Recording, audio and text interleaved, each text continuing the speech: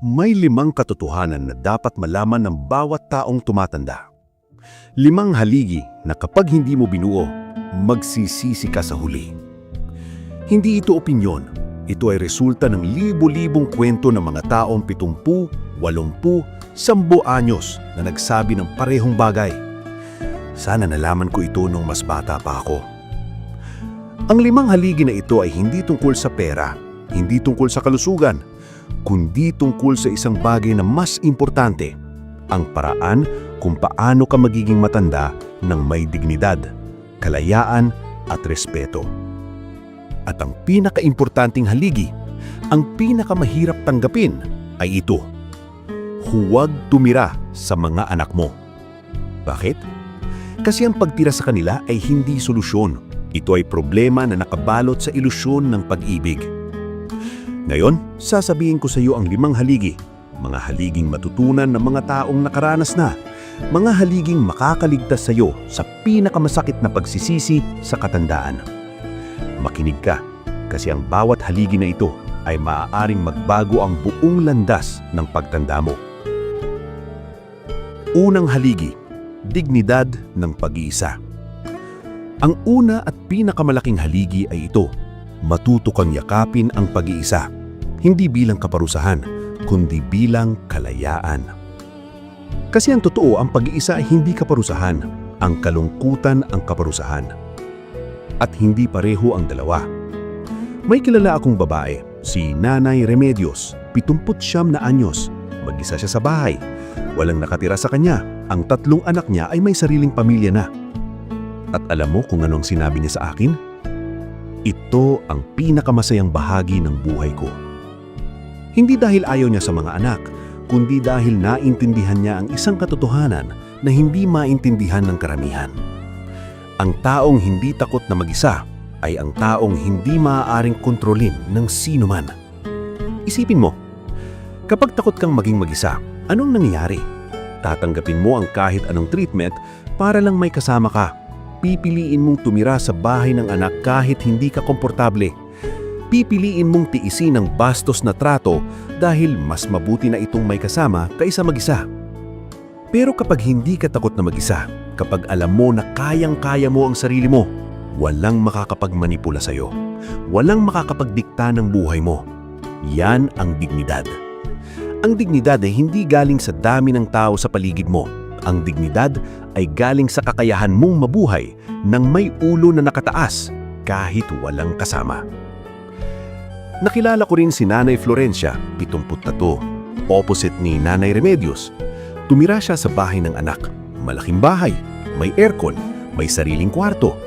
Pero alam mo kung anong sinabi niya sa akin sa private? Pakiramdam ko ay limos ang buhay ko.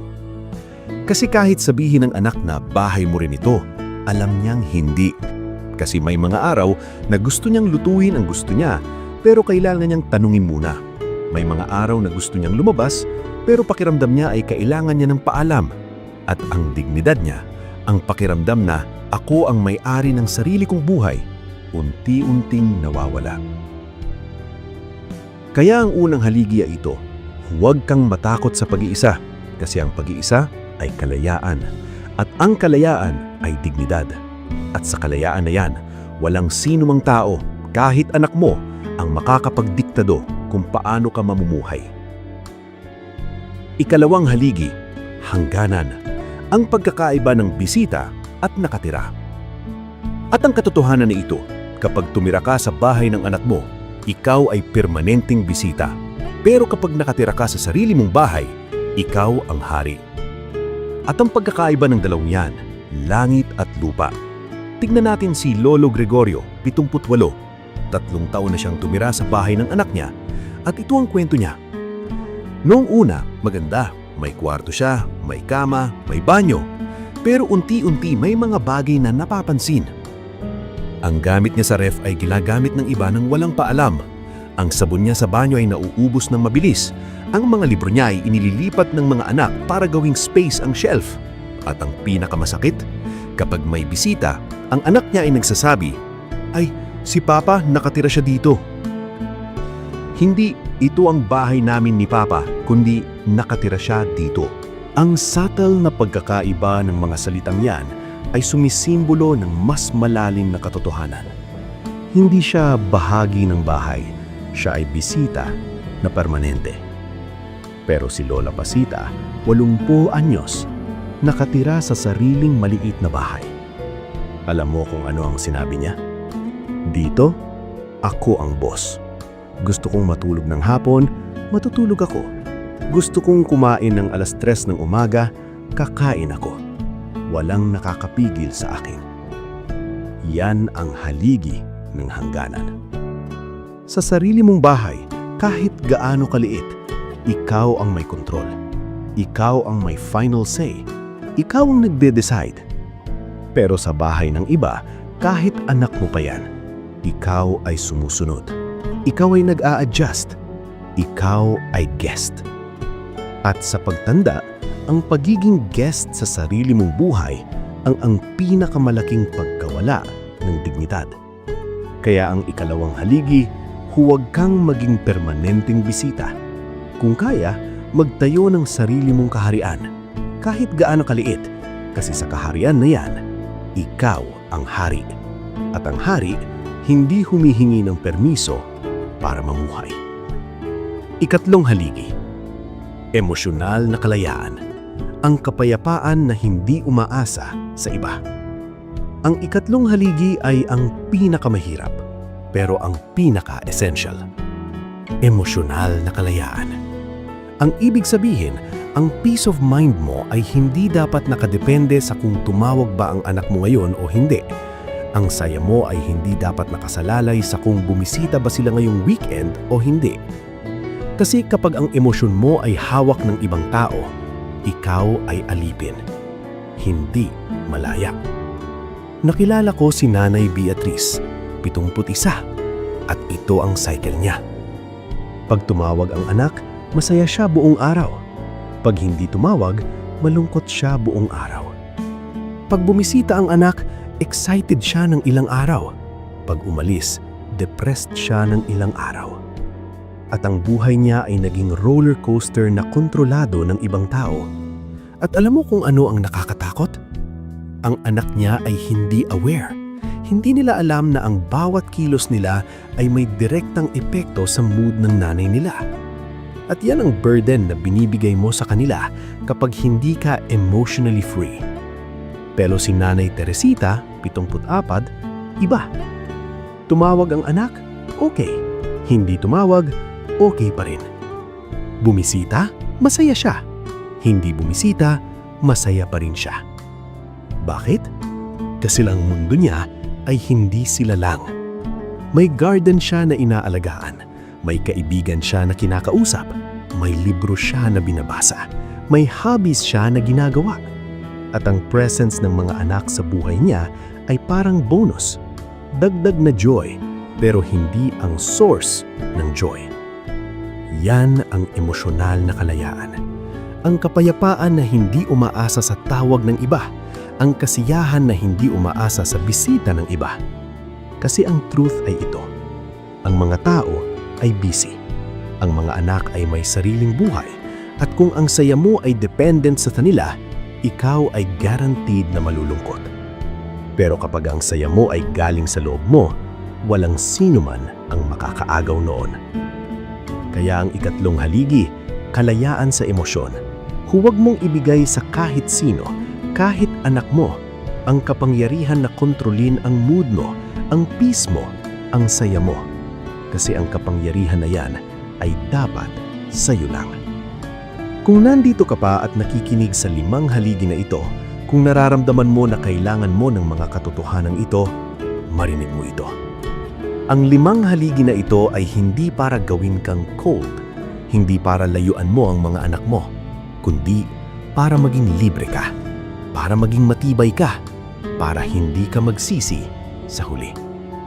Kaya kung gusto mong hindi palampasin ang mga wisdom na ito, mag-subscribe sa Forever Young Tagalog. I-click ang bell para sa notification at mag-comment na nandito ako para malaman ko na kasama kita sa journey na ito. Magpatuloy tayo kasi ang next 2 haligi, ang mga ito ang pinaka-kontrobersyal pero ang pinaka-totoo. Ika-4 na haligi, respeto sa distansya. Ang lihim na walang nagsasabi. Ang ika-4 na haligi ay kontrobersyal, pero totoo. Ang respeto lumalaki sa distansya at namamatay sa sobrang lapit. Ito ang lihim na alam ng lahat pero ayaw aminin. Kapag masyadong malapit ka sa isang tao, kahit anak mo pa yan, nakikita mo lahat. Ang maganda, ang pangit, ang strengths, ang flaws. At ang overexposure na yan ang killer ng respeto. Nakilala ko si Lolo Ernesto, 80 anyos. 3 taon siyang nakitira sa bahay ng anak at ito ang napansin niya. Noong hiwalay pa sila, ang anak niya ay mabait sa kanya, respectful, galang. Pero pagkatapos ng 3 taon na magkasama, ang galang ay unti-unti nang nawala. Ang anak niya ay nag-start ng magsabi ng, "Tay, tigilan mo yang ganyan," sa tono na hindi na respetuoso. Ang anak niya ay nag-start ng magreklamo sa harap niya. Ang ingay ni Papa sa gabi. Ang anak niya ay nag-start ng tratuhin siya parang bata. "Papa, huwag ka nang lumabas ng bahay mag-isa. Baka maligaw ka." At bakit?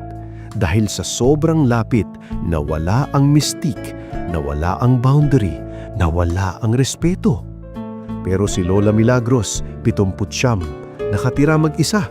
Ang mga anak ay bumibisita once or twice a month. At alam mo kung ano ang treatment sa kanya? "Ma, ano pong gusto ninyong kainin?" "Pong, respetuoso." "Ma, samahan ko po kayo." Galang. "Ma, salamat po sa lahat." Appreciation. Bakit? Kasi may distansya. At sa distansya na yan, may respeto. Hindi dahil mas mahal sila ni Lola Milagros kaysa kay Lolo Ernesto, kundi dahil ang setup nila ay nagpe-preserve ng respeto. Kasi ang katotohanan ay ito, familiarity breeds contempt. Ang sobrang pamilyaridad ay nag-aalisan ng respeto. At sa pagtanda, ang respeto ay isa sa pinakamahalagang asset mo. Wala na ang lakas mo, wala na ang youth mo, pero ang respeto, yan ang makakapag-preserve ng dignidad mo. Kaya ang ika-4 na haligi, magtayo ng healthy distance, hindi dahil ayaw mo sa kanila, kundi dahil ang distansya ay nagpe-preserve ng respeto at ang respeto ay foundation ng magandang relationship.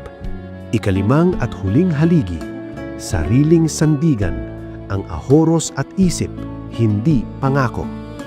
Ang ika-5 at huling haligi ay ang pinaka-praktikal, pero ang pinaka-ignored. Sa pagtanda, ang pinakamatatag mong sandigan ay 2, ang ipon mo at ang isip mo. Hindi ang pangako ng mga anak, hindi ang "Ma, aalagaan ka namin," hindi ang "Ma, huwag mag-alala, nandito kami," kundi ang cash mo sa bangko at ang clarity mo sa utak. Bakit? Kasi ang pangako ay madaling sabihin, pero ang reality ay iba. Nakilala ko si Nanay Adorasyon, 75, walang ipon, walang savings, kasi ang mindset niya, may mga anak naman ako, sila ang mag-aalaga sa akin. At noong tumatanda na siya, ano ang nangyari? Ang panganay ay may sariling pamilya, 3 anak, hirap na sa gastusin. Ang pangalawa ay abroad, nagpapadala pero hindi sapat. Ang bunso ay walang trabaho, siya pa ang humihingi. At si Nanay Adorasyon, nag-rely siya sa promises, pero ang promises ay hindi bayad ng gamot, hindi bayad ng check-up, hindi bayad ng pangangailangan. Pero si Lolo Mariano, 82, may ipon, hindi malaki pero may laman ang bangko. At alam mo kung ano ang difference? Kapag may kailangan siya, bumibili siya. Hindi siya nag-aantay ng awa. Hindi siya nag-aantay ng permission. Kapag gusto niyang kumain ng gusto niya, bumibili siya. Kapag gusto niyang mag-donate sa simbahan, nagdo-donate siya. At ang feeling ng independence na yan, ang feeling na kaya ko ang sarili ko, yan ang pinakamalaking dignidad sa pagtanda. Pero hindi lang ipon, ang isip din. Si Lola Carmen, 79, everyday may ginagawa siya sa utak niya. Nagbabasa, nagko-crossword, nag-uusap sa mga tao, nag-aaral ng bagong bagay. At ang resulta, sharp pa rin siya, clear pa rin ang isip, kaya pa rin niyang mag-decide para sa sarili. Pero si Nanay Luisa, 74, nag-stop siya sa pag-engage ng utak. TV lang buong araw, walang exercise ng isip. At after ilang taon, ano ang nangyari? Unti-unting humina ang isip, unti-unting nawala ang clarity, at unti-unti nawala na ang capability na mag-decide para sa sarili. At kapag nawala na yan, ikaw ay dependent na sa desisyon ng iba, at ang dependence na yan ay loss ng control. Kaya ang ikalimang haligi, mag-ipon habang kaya mo pa, mag-invest sa isip mo habang mayroon ka pa. Kasi ang dalawang yan, ang cash at ang clarity, ay ang tunay mong sandigan sa pagtanda. Hindi ang pangako ng kahit sino, kasi ang pangako ay hangin, pero ang pera at ang isip, yan ay solid. Kung nandito ka pa rin at nakikinig sa limang haligi, kung naintindihan mo na ang importansya ng mga ito, marinig mo ito. Ang limang haligi na ito ay tested na, napatunayan na ng libu-libong matanda na nakaranas na, at ang choice mo ngayon ay simple. Buuin mo ang limang haligi habang may oras ka pa o magsisisi ka sa huli. Kaya kung gusto mong makakuha ng mas maraming wisdom na gaya nito, mag-subscribe sa Forever Young Tagalog. I-click ang bell at magkomento kung alin sa limang haligi ang pinaka-importante para sa iyo. Tapusin natin kasi ang ending ang pinakamahalaga. Ang limang haligi, bakit kailangan mong buuin ito na ngayon? Ngayon, alam mo na ang limang haligi. Una, dignidad ng pag-iisa, ang kalayaan na hindi takot na mag-isa. Ikalawa, hangganan, ang pagkakaiba ng bisita at hari. Ikatlo, emosyonal na kalayaan, ang peace na hindi umaasa sa iba. Ikaapat, respeto sa distansya, ang healthy space na nagpe-preserve ng galang. At ikalima, sariling sandigan, ang ipon at isip na hindi pangako. At ang tanong ngayon, bakit kailangan mong buuin ang limang haligi na ito? Kasi ang pagtanda ay hindi tungkol sa edad. Ang pagtanda ay tungkol sa kung paano ka magiging matanda. May dalawang uri ng matatanda. Ang una, ang matatandang dependent, umaasa sa iba, takot na mag-isa, walang sariling sandigan, walang kahangganan, walang emosyonal na kalayaan. At ang buhay ng taong yan, puno ng pagsisisi, puno ng hinanakit, puno ng pakiramdam na wala siyang kontrol. Ang pangalawa, ang matatandang malaya. May sariling mundo, may sariling ipon, may sariling strength, may dignity, may respeto. At ang buhay ng taong yan, peaceful, fulfilled, may control. At ang pagkakaiba ng dalawa, ang limang haligi. Kung binuo mo ang limang haligi habang maaga pa, ikaw ay magiging pangalawa. Kung hindi, ikaw ay magiging una. At yan ang difference ng masayang pagtanda at masakit na pagtanda.